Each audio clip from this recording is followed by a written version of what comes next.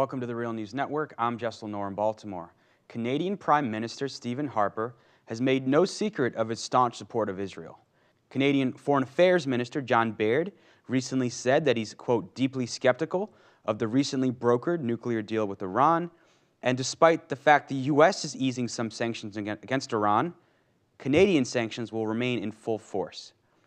Now joining us to discuss this is Eve Engler. He's a Canadian commentator and author. His most recent book is The Ugly Canadian, Stephen Harper's Foreign Policy. Previously, he published The Black Book of Canadian Foreign Policy and Canada and Haiti, Waging War on the Poor Majority. Thank you so much for joining us again. Thanks for having me. What can you tell us about Canada's position? It's pretty much following Israel's line, kind of as strongly as possible, and not even kind of giving this historic moment a chance to work. Yeah, I mean, this is unprecedented, I think, in the history of Canadian foreign policy, where the Canadian government is offside with not only Washington, but London, Paris, even to some extent, and other powers, global powers, in opposing this attempt to bring some sort of a cool down period, and they're basically following the position of the Israeli right and the neocon right in the U.S. and are continuing with the belligerence and really, as far as I understand, actually the only country aside from Israel that has come out and been quite strongly critical of this agreement between the major powers and Iran. So what is Canada's motivation for its opposition? You know, we've reported how France helped torpedo the deal, and they have close economic ties with Saudi Arabia and Israel, which, you know, may be a big reason why France helped torpedo the preliminary deal. What is driving Canada's foreign policy right now? Well, I think the Conservatives have shown themselves to be very belligerent across the board, from antagonism to United Nations climate negotiations to being ardent supporter of Israel in basically every situation. The Harper government has come out in favor of Israel, from Israel's bombing of Lebanon 2006, the bombing of Gaza a couple years later, and so I think this is in large part an extension of this pro-Israel policy, which is tied into their sort of vision, as Harper put it a couple of days ago to the Jewish National Fund fundraiser in Toronto. He referred to Israel as a bulwark against a bulwark of lightness in a dark region. I.e., that area, the Arab world, the Middle East. So he sees this issue from this very kind of hard line. One you could call racist, but also just sort of Western geostrategic interest, and he's been a strong proponent of advancing Western interests in the Middle East, and often, even through a militaristic means.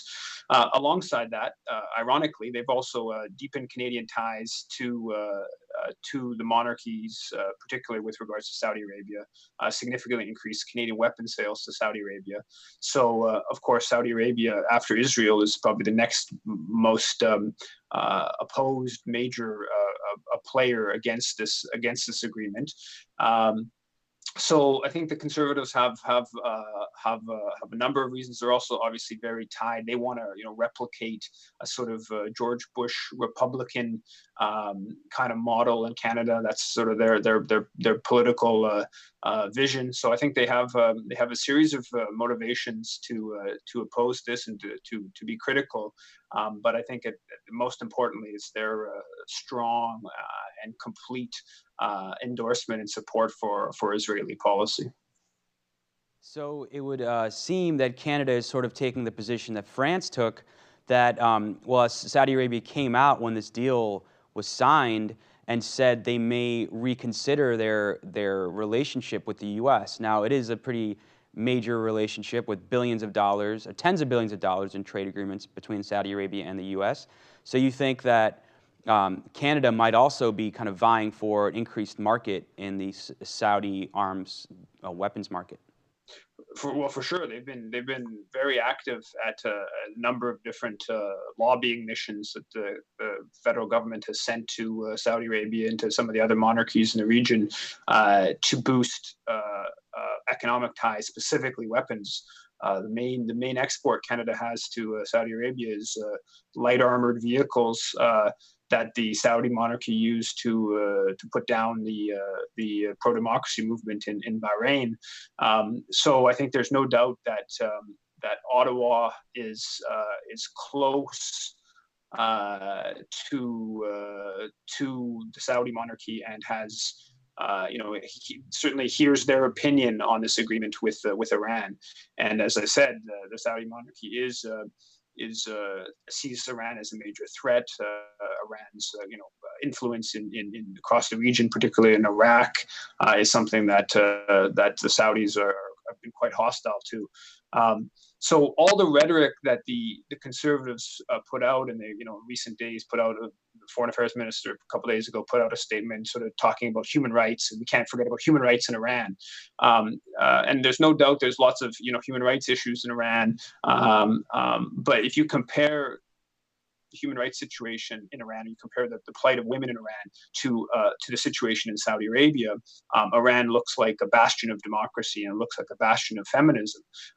So there's the hypocrisy and the double standards are really clear when you look at their ties to Saudi Arabia. This is not the conservatives' hostility to Iran is not about any human rights question. It's about Iran not following the orders of the empire and being seen as a threat to Israel's and Washington's control of the region.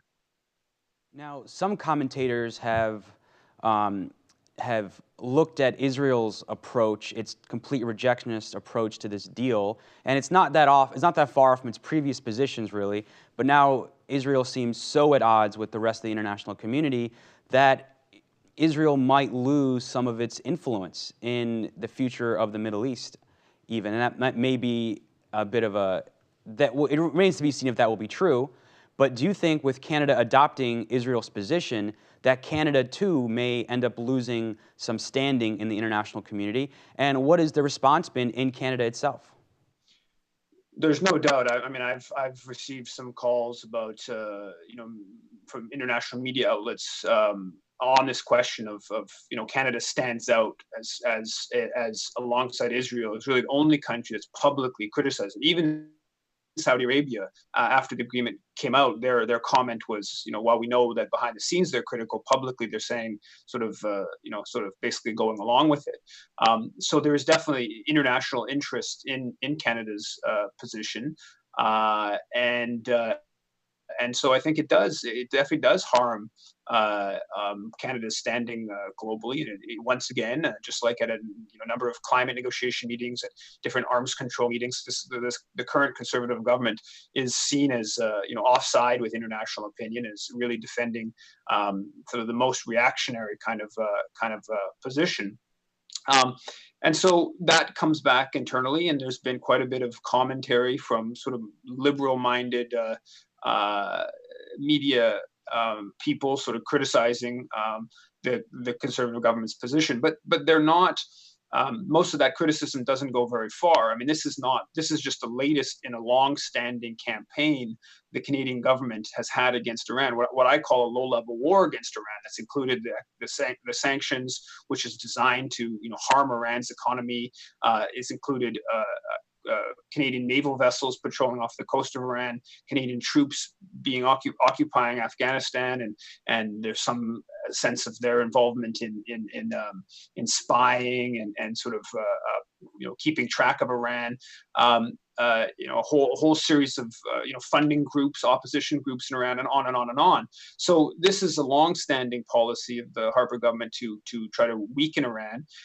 It's done under the guise that Iran is possibly building nuclear weapons. In reality, when the International Atomic Energy Agency asks Israel to bring its known nuclear weapons program under IAEA controls, the Harper government has abstained or opposed those efforts. So clearly they don't have a particularly big problem with nuclear weapons. They have, obviously Washington has the biggest nuclear weapon stockpile in the world, and the Harper government has little problem with that, little problem with Israel's nuclear weapons.